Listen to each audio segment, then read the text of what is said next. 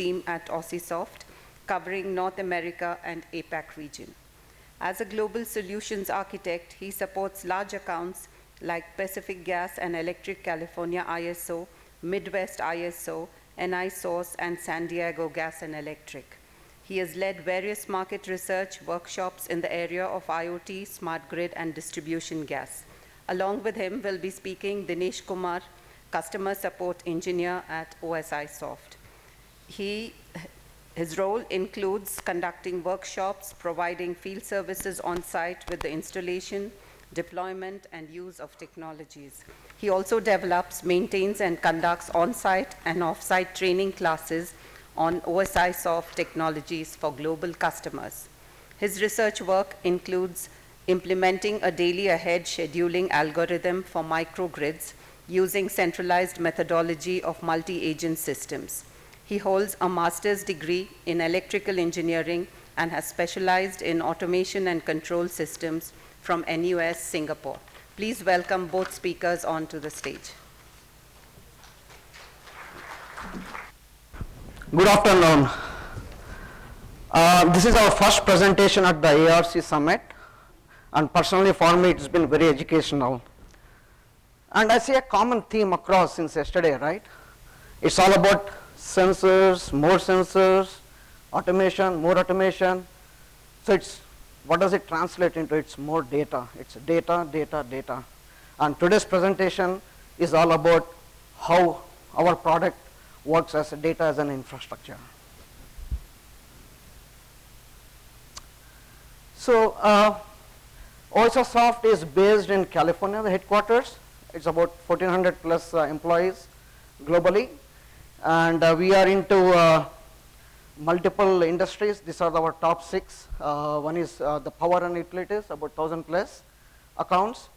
Oil and gas, paper and pulp, metals and mining, chemical, petrochemical, and pharma. And we have some in transportation with our S3 integrator.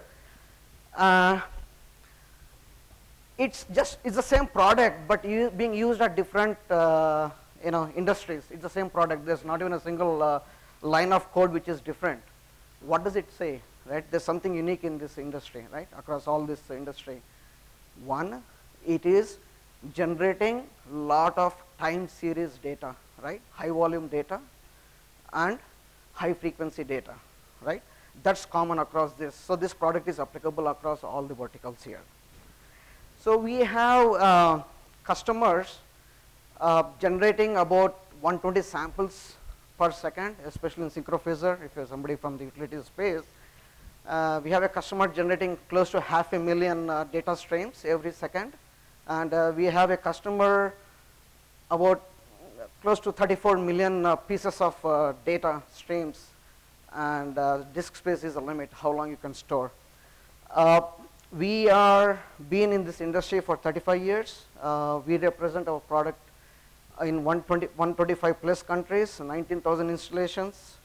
So the total count data streams is 1.5 billion, and we grow every day. Our install base is in 65% of the Fortune 500 companies. So just kind of to set the context here, when we talk about data, the operational data, when I say operational data is data coming from the sensors, DCS, HMIs, SCADA, they are time-stamped data. They are not IT data. It's like IT and operational data is apples to oranges, right? And it needs a special, different kind of databases platform to handle this kind of data. In the IT system is typical HR, payroll, banking, where is more relational, right?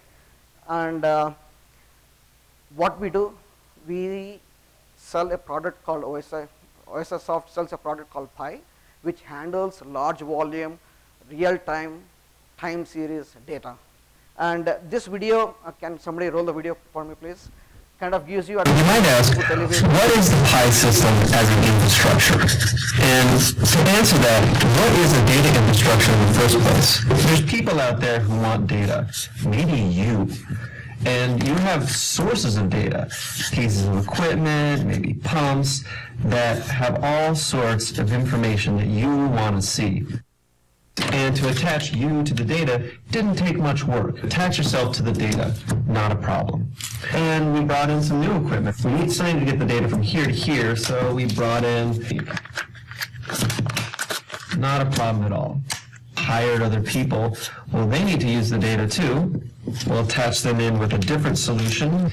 We acquired a site. What happens when you acquire a new site? Well, there's a whole lot of data attached with that. It probably brings with it a whole new set of people and their own way of attaching themselves to data. And now we need to integrate these two things. And, well, that gets taken care of. Yeah, all right. They're off in headquarters, so connect all this together. And this has become our data infrastructure. It's what connects the data we have to where we want it to go. That's what an infrastructure is. What the Pi system does, so you have sources of data, new plants, equipment you've had for years, you've had equipment you bought last month, places where it needs to go, colleagues. The Pi system connects to any source of data, to anywhere it needs to go, all from that one place. The Pi system specializes in connecting to anything out there that our customers use. So as soon as you bring in a new system, it can get out to where it needs to go immediately. Instead of custom solutions and silos and different vendors, wherever your data begins, and get it to wherever your data needs to go. That's Pi as an infrastructure. All right. And I bet this is a challenge for most of the customers, I guess, right? So what do we do as a product here? We do three things, right? Data, real-time feeds. As we said, there's more sensors, more automation, more data. And the key here is, how do we convert data into information, right? And present this to the users or operators in more actionable way, right? And we provide the infrastructure where you can convert this data into information which can be more taken in actionable items. And yesterday I think we had a good presentation from NTPC. They said the downside of this data is you're generating more data for your users, operators, right? That's more headache. And believe me, I've been working for a utility. The operators are very picky. I hope there's nobody here. And they say, Ramanj, you know what? I need data with 2 clicks. Less data, more accurate, in more actionable way. And that's why it is very important. Converting data into information is the key. And we do provide that infrastructure. Once we have the data here, where t equal to 0, right? What is happening on the shop floor, how we want to managing the whole the assets. And the next step is, what do I do with data? It's like a data mining, right? Data mining. So there's a lot of patterns, statistical analytics, and can I apply machine learning? Can I do some kind of predictive? That's where the intelligence comes into place, or correlating of events. I think this is a common theme across as well since yesterday, right? What are the challenges here? One is, I was talking to a few customers here, very interesting discussions. They had multiple DCS from multiple vendors, and the DCS also supports some kind of storing the data. And the second challenge was there are some kind of data which is in legacy, right? Some of the equipments are support protocols. So there are a lot of challenges here, the silos. And the second point, people are demanding that we connect the data to the system, to the people, to action, which is very key. And the last thing, with this OT is mission critical. One is security, availability, and accessibility is important. These are the challenges we see in the industry. This slide is again here, we see different DCS systems, different historians. Nowadays, is buzz, we add smart to everything, right? So devices and missions. Again, the key for the company here would be, if you are on the road for a digital transformation, first have a roadmap, what is the data infrastructure, before even you guys get into what that roadmap is to be, right? How do you want to handle this data as infrastructure? And interesting, IoT, we've been doing this for past 35 years, right? What does it mean for us, IoT now, than the conventional way? Previously, fewer data sources, right? But large volume of data.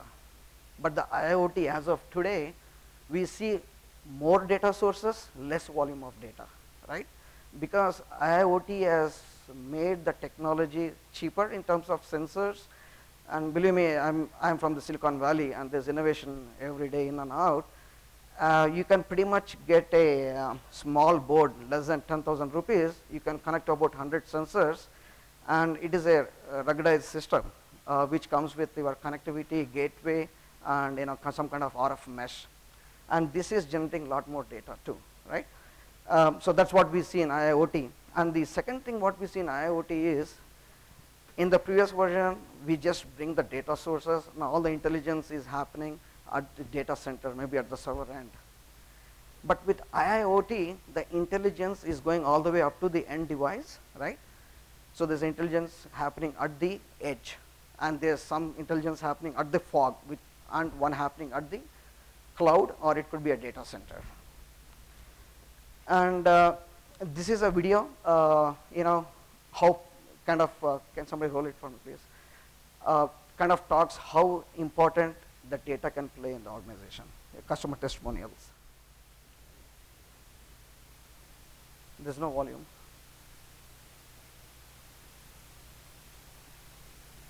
Had access to all that data.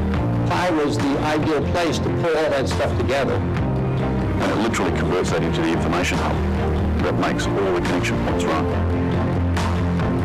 If we're getting the data in and making those data decisions now, we can actually optimize our facility. 30 plus events now that we feel we've prevented. And we averted $500,000 repair because it would have been catastrophic if we'd left it. We've also realized a 58% reduction in overtime. To be able to see what's going on in your business when your business is collapsing around you, the value is, I can't even put a dollar value on it.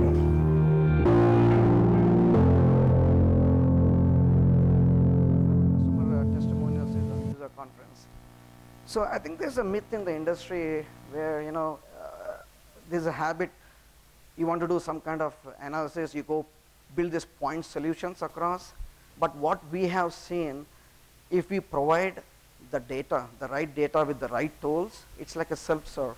People kind of invent or create their own applications, right? It's everything in their head. Now that's been captured in the tools. And with this, I'm going to transition to Dinesh, my colleague. Thanks, Ramanj. Okay, so now that we have seen a brief intro of what the PI system is, let's see how we can see what problems we are trying to solve with the challenges that we face.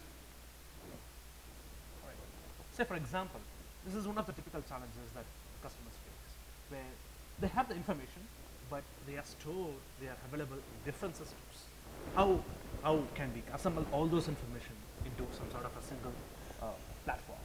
So what we have is known as PI interfaces. The PI interfaces is a piece of software that can reach out to a variety of data sources. The data sources can range from the flat files all the way to from OPC protocols to Modbus, HTML, XML, and so on. It can connect to a multitude of data sources, grab the data, and load them into a system, what is known as PI system. Now, we have about we natively support about 450 plus interfaces. We have about 450 plus natively developed interfaces that can target 450 plus data sources. So that speaks volumes of how deep we can reach out into. So on top of that, it can also specify the different scan trees that we want to grab the data from the different data sources, only to be flushed or stored and archived in what we known as PI system. So the simple fact that it can reach out to multitude of data sources can be just coined with the term pervasive conductivity. You can just analogous to what a tree would reach out to the different places with its roots. Now, so another problem that the customers usually face is that, like, whether they have a data infrastructure to store those high fidelity, like the security that Ramanj spoke about earlier, and also like how fast we want to get the data from the interfaces and to load them into the PI system. So upon here, you would see the first layer is the PI interfaces, which connects to the data sources, grabs the data, and loads them into PI server. And PI server is just a piece of software that stores events seamlessly, while the clients can actively reach out the data, the time series data from the PI server. So at this point, I would like to make a point that this is very different from the IT data. From IT data, this is purely OT data, which is nothing but time series data. Say for example, the temperature of the room of this particular tank you want to store in PI server, it's possible. So it's basically the time series events that get stored in the PI server that distinguishes itself from the IT world. So for example, a common PI server, if you consider like the different streams, like sensor data, such as like it can have about like 500 sensors data, and if you archive events like 30 events per minute, that can easily sum up to like 15,000 events per minute. So if you do up the math, a common PI server out there in the field would take about like 20 million, would handle about like 20 million writes per day. And in comparison with the other big data clusters that we have, so here's an example with what EBA has done to handle 9 billion writes per day, and they have utilized 100 plus machines which collectively handle to write 9 billion writes per day, right? So just as a juxtaposition to see like how our PI server, our high performing PI server can do that, it can go up to like, it can handle up to like 500,000 events per second for a particular sensor data. We tested that on a top of the line of piece of hardware, and we found that it can go up as high as 500,000 events per second, which means it can go as high as 43 billion writes per day. So we can easily see like how the conventional big data clusters, which use about like 100 plus machines to handle 9 billion writes per day, the PI server can, within a single piece of hardware, can go up to 43 billion writes per day. So that is certainly a huge volume of data. Very few customers would handle those huge volume of data. But the fact is that PI system is just going to be a single version of truth, where you got a system of record and you got a real-time processing of real-time handling of events from the different interfaces. At the same time, you get the clients to consume the data seamlessly. And on top of it, the PI system package also includes the analytical engine, which is asset analytics, and also it helps you to alert you via emails or other delivery channels as and whenever you encounter a downtime event, or whenever an alert happens, anomaly is captured with the data in the PI system. So this is again a slide that tells you about the 3 different V's that we talk about, which is the velocity, variety, and the volume. Volume, we spoke about earlier as well. It can handle up to, like as quoted earlier, one of the customers have known to have like 34 million sensor data handled in PI server. In terms of velocity, it can go up to like 500,000 events per second, and that speaks of how high frequent data the PI system can handle. And variety as such, it can go to the different data streams in the field. Be it OPC, be it Modbus, be it flat files, XML, whatnot. We have our own proprietary interfaces that can talk to data. And moreover, this is also programmatically accessible, which can connect to the different data sources that we have in the field. So this particular, over the top right-hand corner, you would see how the SCADA easily misses the data streams that's been captured, which could be, say for example, a motor vibration data, which could be very important in analyzing the aftermath of motor performance. So PI system can simply goes against it and grabs the high frequency data seamlessly.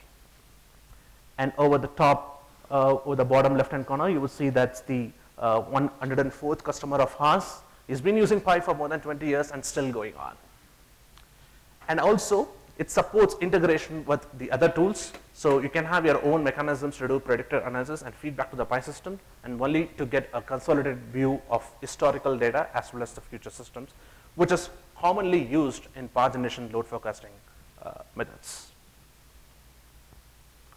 Okay, so now that we have everything, now that we have the data, now that we have the interfaces that reach out the field to grab the data and store in the PI server, how can we provide context to the data? Because without the context, this is just an operational data.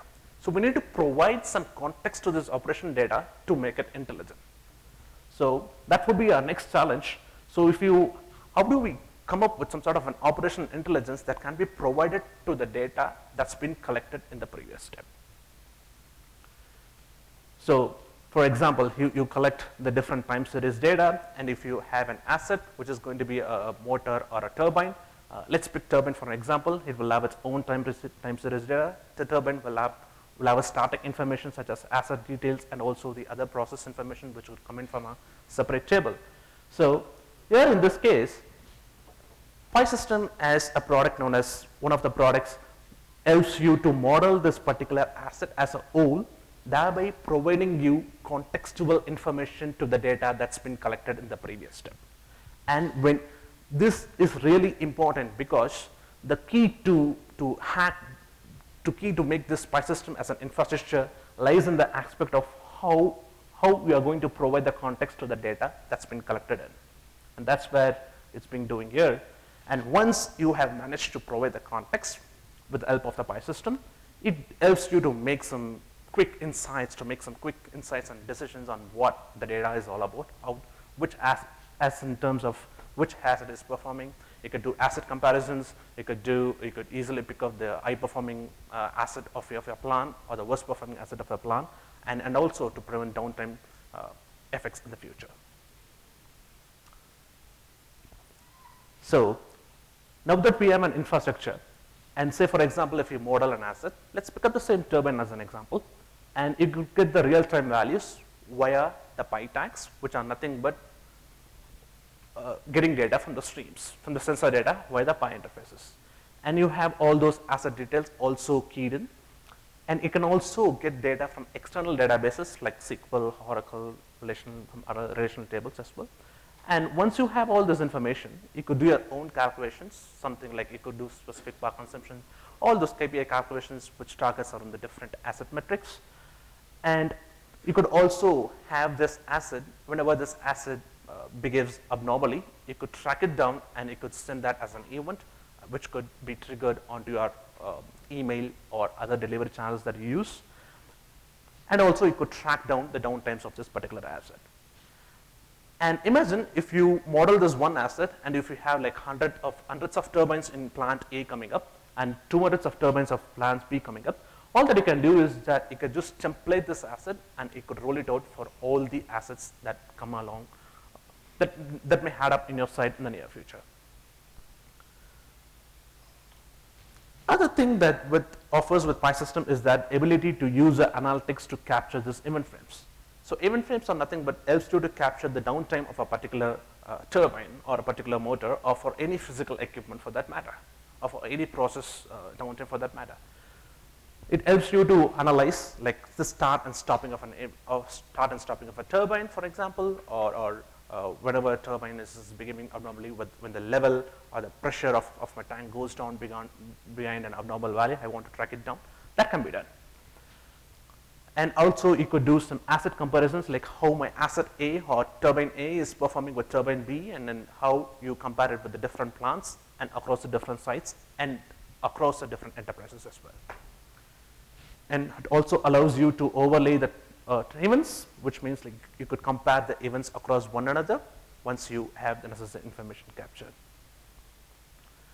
So this is all about like how we can get the data. Once we have the data obtained via the PI interfaces, you take it down to an infrastructure, and once you have the infrastructure, you will need to apply your analytics in order to make some quick decisions and effective decisions on the road. So once we have this operational data, now we should be able to take this to make it intelligence. And how we bridge the gap between the OT data and IT data. And that's where like Ramanj is going to take us forward with. So how do we take this operational intelligence and integrate with the business intelligence, right? That's all about this challenge here. What do we see in our customer base? The top block, we hear the terms like business intelligence, big data, and we have products like SAP HANA, which is in-memory, Teradata, Hadoop. There are lots more technologies out there, right? And these are the technologies. For example, SAP HANA, you are running terabytes of RAM, and you need huge infrastructure which cannot be managed by OT, right? So you need IT's help to run these kind of solutions, right? And what are they using this for? Maybe forecasting, statistical analytics, pattern matching, or maybe predictive analytics, right? But again, this is a lot of investment. And what is the key for this here is getting the data. It's like junk in, junk out. So getting that the high fidelity, the accurate data with 100% quality is key here. And what you see there is a time series data, right? So this will enable for your investment in that particular big data. So we had a customer, electric customer in New Jersey, right?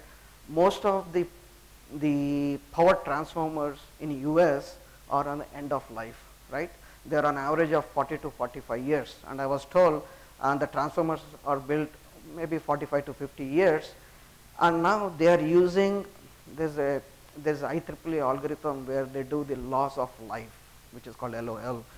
And what they have done is they have taken the data. Let's say for a transformer, there are different types of data coming from a transformer. I'm getting data from the SCADA system, right? And we have DJ analysis that's coming from a different system. And we have the condition based, like, the oil temperature. And what they have done is they have taken all these different data streams, put the data in Pi and feed this to the SAP HANA.